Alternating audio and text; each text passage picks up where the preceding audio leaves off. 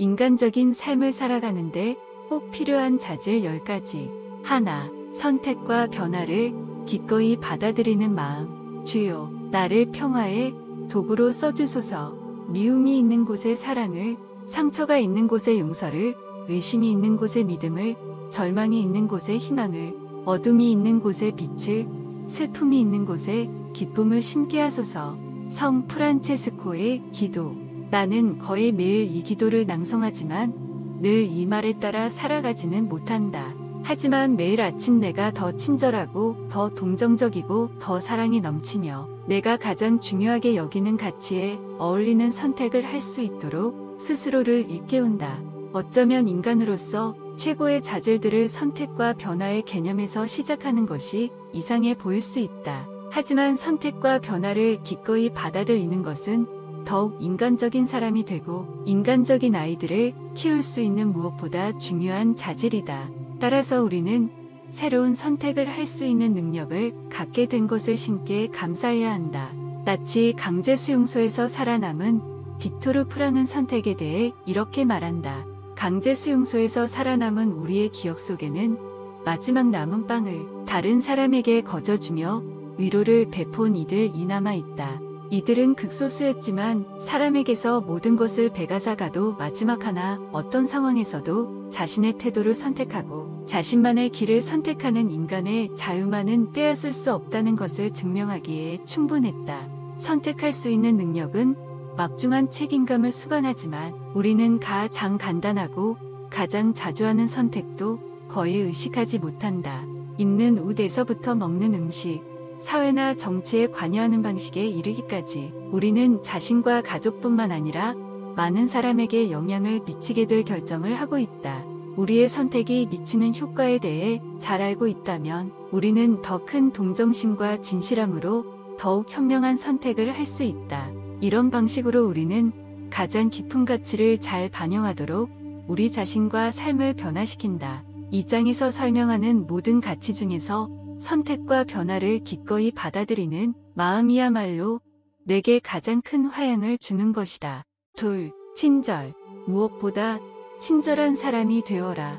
이 장에서 다루는 자질들을 의미 있게 만들어주는 행동이 바로 친절이다. 우리는 친절한 사람인가? 라는 질문에 대한 대답은 이런 모든 자질의 깊이와 진실성을 알 수 있는 시금석이 된다. 친절이란 우리가 아이들을 엄격히 대하지 않는다거나 아이들에게 우리의 의견과 생각을 주입하지 않는다는 의미가 아니다. 예를 들면 가장 친절한 말은 가장 정직한 말일 수도 있다.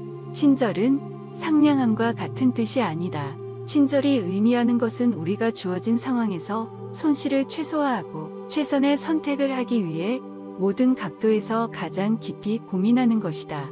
뉴욕시에서 어린 시절을 보낸 나는 매일 대중교통으로 등교했다. 부모님은 나이 드신 분이나 장애인을 보면 자리를 양보하라고 가르치셨다. 하지만 다른 사람에게 자리를 양보하고 싶지 않을 때도 가끔 있었다. 피곤한 날이면 나는 시선을 아래로 떨어뜨리거나 눈을 감은 채 나보다 더 자리가 필요한 사람들을 못 본 척했다. 하지만 나의 이런 행동이 썩 마음에 들지는 않았다. 계속 앉아있을 수는 있었지만 마음이 늘 불편했다. 반대로 상대와 눈이 마주쳤을 때 친절하게 앉으시겠냐고 물어보면 기분이 무척 좋았고 상대도 좋아했다. 중학생 때 한 번은 아주 기분 나쁘고 짜증나는 일이 있었지만 그날도 나는 할머니께 자리를 양보해드렸다. 할머니는 내게 고마워하며 참 친절한 아이라고 칭찬해 주셨다. 그러자 안 좋았던 기분이 완전히 품어졌고 목적지까지 할머니와 대화하며 기분 좋게 잘 긴 적이 있다. 그냥 나는 중요한 고운을 얻었다. 바로 친절은 모든 것을 변화시키는 마법 같다는 것이다. 친절은 단순하면서도 다양한 기회를 얻을 수 있다는 큰 강점이 있다.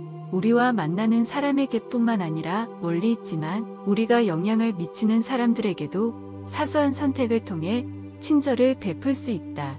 예를 들어 인도적으로 생산된 제품을 구매하고 다른 사람에게 부당한 해를 끼치지 않는 활동에 참여하기 위해 의식적으로 노력할 수 있다. 이런 식으로 친절이 퍼져나간다면 어떻게 될까? 우리의 생활 속에 깃든 친절이 이처럼 굉장한 힘을 갖는다면 직접 교류하는 사람들뿐만 아니라 지구상에서 우리가 영향을 미치는 사람들에게도 친절을 베풀기 시작했을 때는 과연 어떤 일이 벌어지겠는가? 우리가 가족이나 친구, 이웃에게 베푼 친절의 효과는 쉽게 확인할 수 있지만 멀리 떨어져 있는 사람들에게 미치는 효과는 확인하기가 더 어렵다. 하지만 어떤 선택이 더 친절한 것인지를 알기만 한다면 우리는 모두에게 더욱 평화롭고 즐거운 세상을 만들 수 있다. 그렇다면 가장 친절한 선택은 어떻게 알 수 있을까? 이 책에서 설명하는 여러 가지 방법을 이용한다면 자신의 선택을 훨씬 더 올바르게 재평가할 수 있으며 아이들 역시 이 방법을 배우게 될 것이다.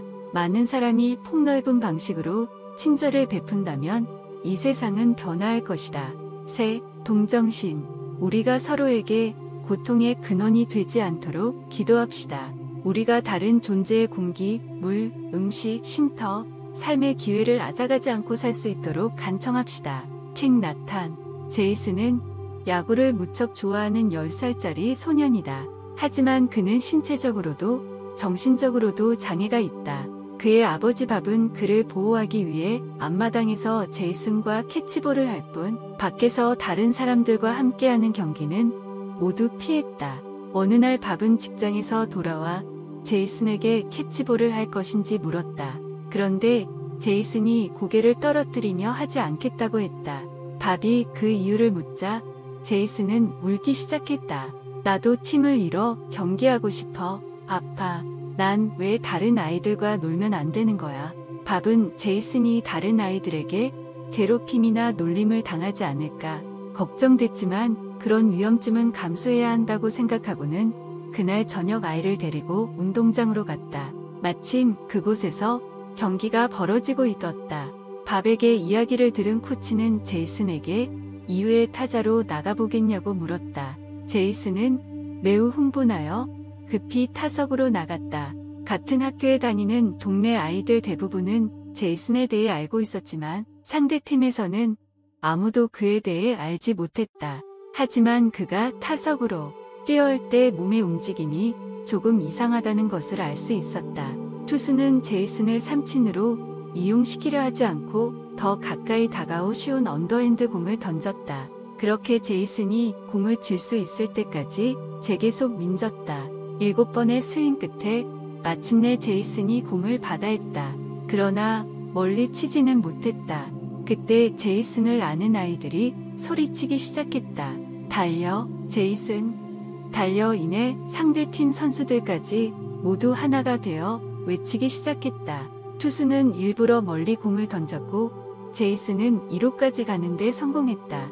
모든 사람이 응원했다. 몇 분 후에 제이슨이 홈을 밟았을 때 그의 얼굴은 빛나고 있었다. 내가 해냈어요. 아파. 내가 해냈어요. 제이슨이 외쳤다. 밥은 기뻐하고 있는 아들을 끌어안으며 눈물을 흘렸다. 제이슨의 이야기는 전혀 특별한 것이 아니다. 다른 사람을 배려하고 이를 표현하도록 배운 아이들은 의례 이런 동정심을 갖는다. 동정심은 누구나 느끼는 감정으로 아이들도 늘 지니고 있다.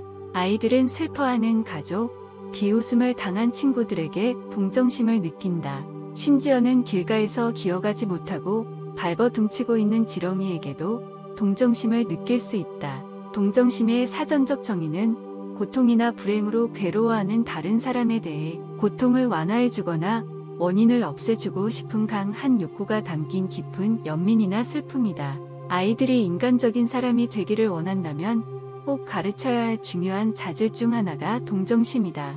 마음을 열면 다른 사람을 도와줄 수 있을 뿐 아니라 기쁨도 커진다. 동정심을 키워가다 보면 예전에 생각했던 것보다 훨씬 많은 동정심을 가질 수 있다는 사실을 깨닫게 될 것이다. 동정심에는 변화시키고 치유하는 능력이 있다는 것을 알기 때문에 우리는 다른 사람의 고통에 더 많은 관심을 기울이게 될 것이다. 야구 경기에서 투수가 그랬던 것처럼 동정심에 따라 행동하는 것은 중요하다. 미국 작가 에드워드 에비는 행동하지 않는 감정은 영혼을 파괴할 뿐이다 라고 말했다. 행동이 따르지 않는다면 동정심은 절망과 깊은 슬픔만 야기할 것이다. 하지만 우리가 공감을 느끼고 행동할 때 우리와 아이들은 자신의 능력을 깨닫고 자신에게 긍정적일 수 있으며 모든 행동이 선을 위한 놀라운 힘을 발휘하게 된다. 및 정직과 신뢰. 내 친구의 아들이 7살이 됐을 때 친구는 아들에게 용돈으로 지갑에서 1달러를 꺼내가도 좋다고 말했다. 그런데 외출했다가 집으로 등 아온 아들의 행동이 평소와 달랐다. 이 모습을 본 친구는 아들이 1만 이상 가져갔음을 짐작했다. 그녀는 아들의 방으로 따라 들어있지만 아이는 시선을 피하며 히득거렸다. 아이와 대화를 하면서 그녀는 이 상황을 어떻게 받아들여야 할지 생각했다. 마침내 그녀는 아이에게 지갑에서 1달러 넘게 가져갔는지 묻고는 가장 중요한 것은 진실을 말하는 것이라고 강조했다.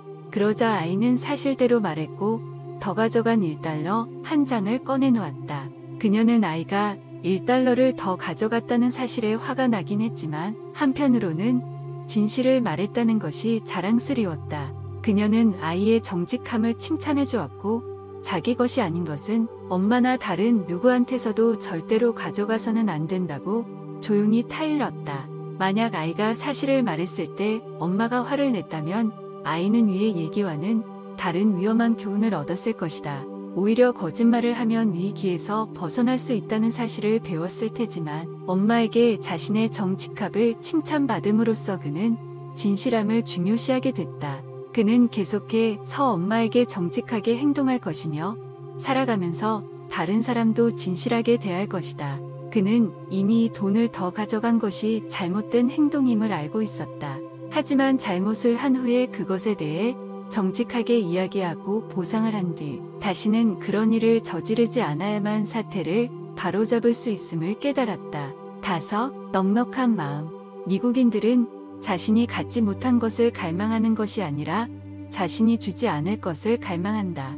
메리앤 윌리엄슨. 시간, 돈, 기술을 들여 다른 사람을 도왔던 때를 생각해보라. 기분이 어땠는가? 보통 넉넉한 마음은 우리에게 기쁨을 주며 관계를 심화시키고 건전하고 번성한 사회를 만드는 데 기여한다. 하지만 넉넉한 마음이 이런 보상을 가져다 준다 해도 주는 것이 항상 쉽지는 않다. 우리는 너무 자주 혹은 너무 후하게 남에게 베푼다면 자신과 가족에게 남는 것이 있을지 걱정한다. 우리는 더 많은 것을 원하고 주변 사람들을 따라잡아야 하는 문화 속에서 살고 있다. 주변 사람에 비해 그럭저럭 부유하게 사는 사람이라도 친구나 이웃 혹은 텔레비전에서 더 잘 사는 사람들을 보면 자신의 부유함을 실감하지 못한다.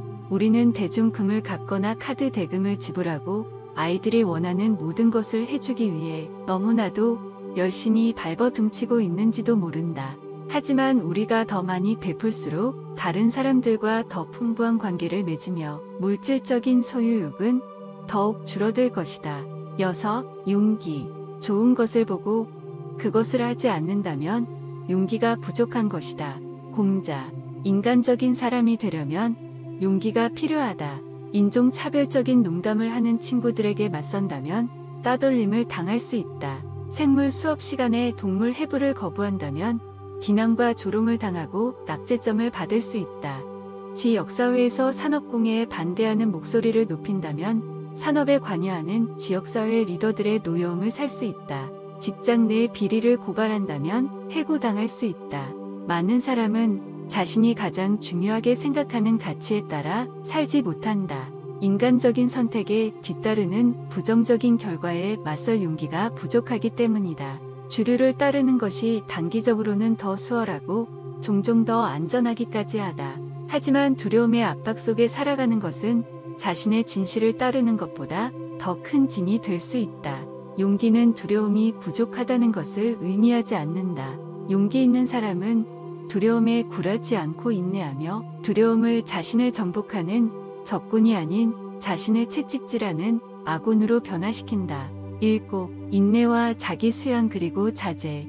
당신이 꿈꾸는 방향으로 자신있게 나아가고 당신이 상상하던 삶을 살기 위해 노력한다면 당신은 머지않아 예기치 않은 성공과 마주하게 될 것이다. 공중 누각을 지었다 하더라도 당신이 한 일이 헛된 것은 아니다. 그것은 있어야 할 곳에 있는 것이다. 이제 그 아래에 기초를 쌓아라. 헨리 데이비드 소로. 우리는 인내라는 단어를 들으면 오래 살기 위해 인내해야만 했던 옛 조상들을 떠올린다. 성공은 고된 노력과 자기 수양에서 비롯되므로 사람들은 어느 정도의 박탈과 투쟁을 그대로 받아들였다. 오늘날은 이런 자질을 권장하는 문화가 아니다. 우리는 어렵거나 시간이 많이 소모되는 목적을 위해 인내하기보다는 즉각적인 만족을 추구하는 사회에 살고 있다. 그러나 의지와 인내를 행사하는 법을 배운다면 우리는 꿈도 이루고 자신감도 얻게 될 것이다. 8. 유머와 농담. 아이를 최고로 키운다는 것은 배가 아플 정도로 자주 웃고 농담을 잘하며 즐거움과 기쁨의 눈물을 흘릴 줄 아는 아이로 키우는 것을 말한다. 우리는 아이들이 친절하고 동정심이 많을 뿐만 아니라 잘 웃고 유쾌한 사람이 되기를 바란다. 이 자질 역시 인간적인 사람을 뜻한다. 기쁨은 여러 가지 방식으로 판매되는데 그 중에서도 아이들은 수조원의 가치가 있는 시장이다. 광고는 새로 나온 플레이스테이션이나 값비싼 운동화, 최신 바비 인형으로 아이들의 시선을 끌기 위해 노력할 것이며 이런 제품을 아이들에게 사주지 않는다면 형편없는 부모라는 인상을 남기려고 애쓸 것이다. 인생의 행복을 가져오는 것은 이런 약속을 지키는 것이 아니다. 아이들은 여전히 진정한 즐거움을 찾지 못한 채 방황할 것이다. 저녁 모임이나 피크닉, 또는 여름이면 야구 경기, 겨울이면 썰매 타기 등의 활동으로 아이들의 기억을 채워줄 수 있다. 이런 활동으로 부모와 아이의 유머가 늘고 놀이가 다채로워질 수 있다.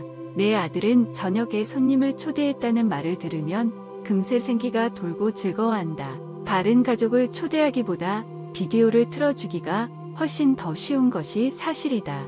하지만 결국 친구들과 함께 모이는 것이 우리와 아이들에게 큰 선물이 된다. 이런 모임은 마음을 살찌우고 영혼을 더욱 생동감 있게 만들어준다. 우리는 즐거운 시간을 보내면서 다른 사람과 연결되어 있다는 느낌을 받는다. 동시에 우리와 아이를 위한 공동체와 관계를 구축하게 된다. 2호 지혜. 이제 내 눈에 눈이 열리고 내 귀에 귀가 뚫린다.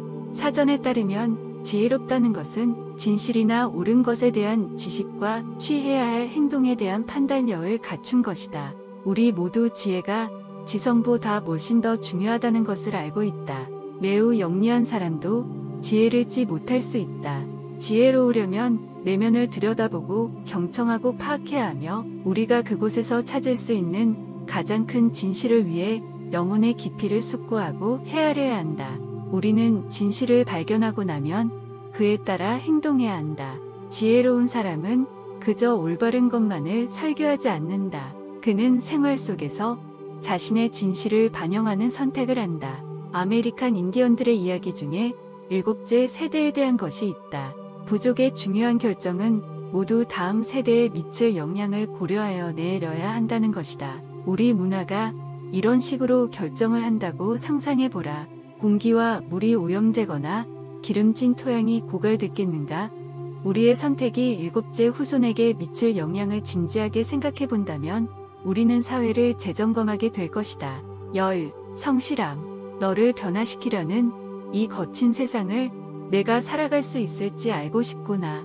이곳이 내가 서 있을 곳이라고 말하는 확고한 눈빛으로 뒤를 돌아볼 수 있게 되기를.